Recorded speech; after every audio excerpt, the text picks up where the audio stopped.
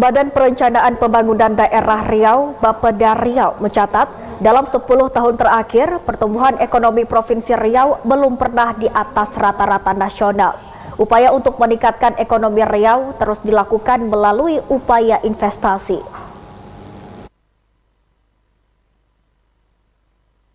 Hal ini dijelaskan Kepala Bapeda Provinsi Riau Emri Juliharnis terkait kondisi perekonomian Provinsi Riau. Kepala Bapeda Provinsi Riau menerangkan di tahun 2024 ini, ekonomi Riau diprediksi positif dan bisa lebih baik dari tahun 2023. Sebelumnya, kondisi ekonomi Riau sempat terpuruk minus 1% akibat pandemi COVID-19 dan mulai tumbuh positif tahun 2021 dengan angka pertumbuhan 3,35%. Tahun 2022 tumbuh 4,5% dan di tahun 2023 tumbuh 4,21%.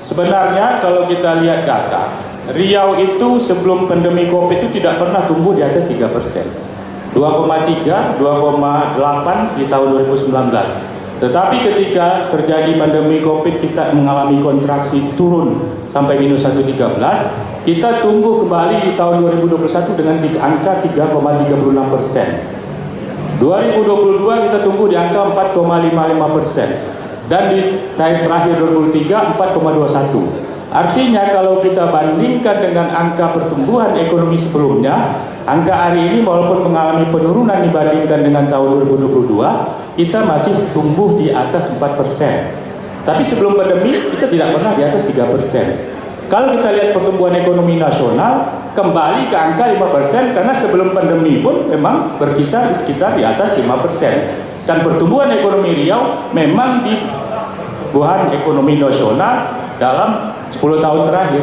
kita tidak pernah melampaui pertumbuhan ekonomi nasional. Bisa kita lihat di data yang ada. Untuk mendorong pertumbuhan ekonomi, salah satunya Pemprov Riau akan dorong melalui sektor investasi, baik permodalan dalam negeri maupun permodalan luar negeri. Diharapkan sektor investasi lebih baik dari tahun sebelumnya. Hermansyah melaporkan.